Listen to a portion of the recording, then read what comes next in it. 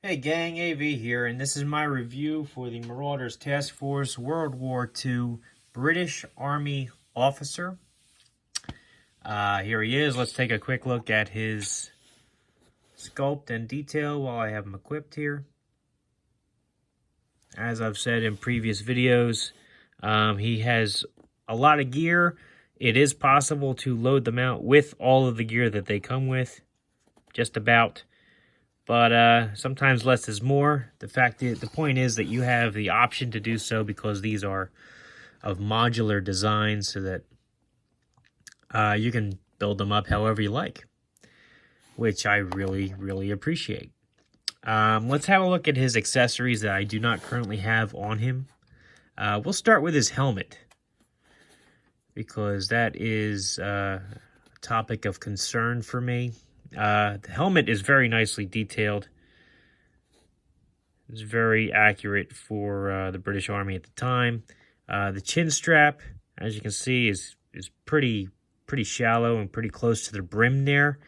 It's supposed to fit underneath the chin of the figure, and as you can see, mine has come loose. It's just a simple tab, but it's not supposed to come loose. It was glued in there. So that is something you're going to want to watch out for. You should definitely heat these things up before you try to manipulate them. This is one of 4 British troops that I've gotten. I'll be reviewing the other one shortly. But so far I've had 2 helmet straps do this to me. And I'm not happy about it. I'm really not. Pretty disappointed, actually. So that is a concern. You may have to put a drop of glue in there to glue it back in yourself, but you know, that's always a setback when you have to do things like that. So just to let you know, there is an obvious spot there where it pegs in, but it doesn't stay in there by itself. You do need a dab of glue. Let's see. He also has a bayonet, which is a little odd for this figure because he only comes with a pistol. But here it is. It fits into the sheath very loosely. It doesn't fall out, but it's not as snug as the other knives and bayonets that we've looked at so far. This does have a hole, leading you to believe that it could fit over the muzzle of a rifle. And we'll test that out soon in a different video when I review the Rifleman. Has the peg hole so it can fit onto his belt or his harness, which I do not currently have on the figure, obviously. It has several anchor points on the harness as well as his belt, and it just pegs in just like that. Very easy. Nice detail on his harness too, by the way. And just like the US and the German figures, there are even anchor points on the straps of the harness as well. Very cool. Very cool. While I have the harness in hand, he also has his version of the Fanny Pack, which is what I've been calling the German version of this. Don't know what this is called. Please excuse me. I am not a military person, and I apologize if I get this stuff wrong. But this pegs to the back of his harness like so it looks like one piece. It's pretty cool. Pretty cool. And as you can see, it actually offers its own peg hole right there, which I had his canteen. His canteen. There's a good painted detail on there.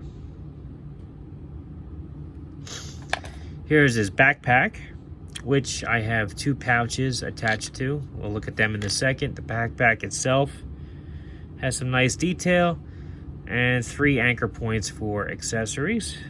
It also has the standard peg hole for most modern figures these days. He has 2 identical pouches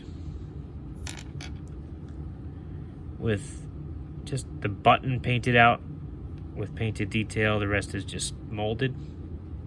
Very cool. Let's look at the stuff on the figure himself.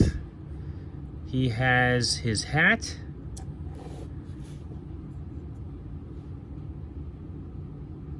Which is pretty cool. It's made of a softer plastic to help it conform to the head, which is nice. Some painted details there. He has a satchel with some detail picked out in paint. Very cool. He also has his sidearm and holster right here. And like all the others, this does peg closed, and it does accommodate his sidearm, which in this case is a revolver.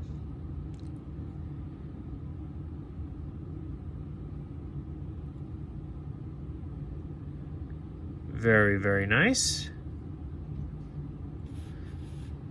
Just for fun, let's see if his no,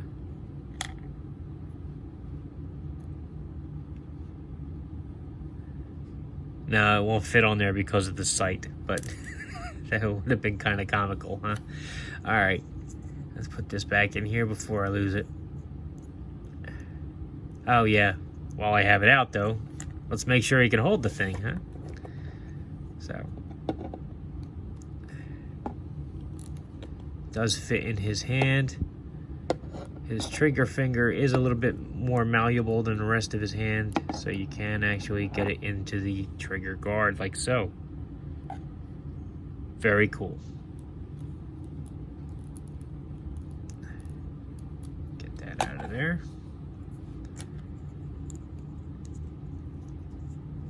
Put this back.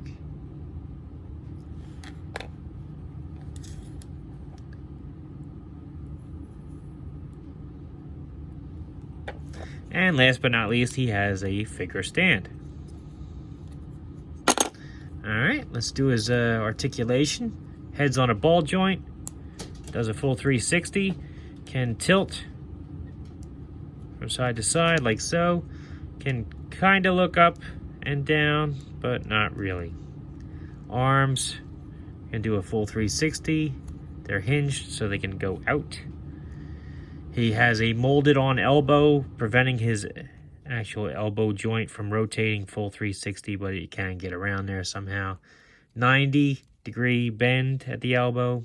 Wrists rotate 360, and he does have the hinge to help him dynamically hold his weapons, but it is slightly hindered by the sleeve.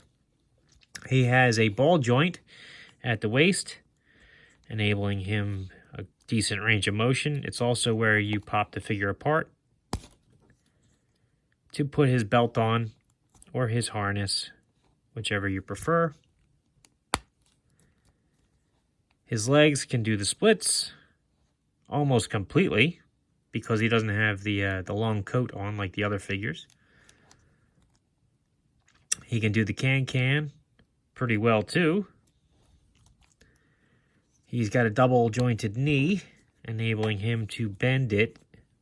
Ooh, that's stiff. There we go. Back about that far. And his ankles rotate a full 360. They go forward about that far and back about that far. So he's got better than average articulation for this line, which I wasn't expecting, but that's pretty cool. Let's have a look at his sculpt one more time without all of his gear. He's got sculpted pockets. The buttons are picked out in paint, but not much else. His boots and leggings. Pretty cool.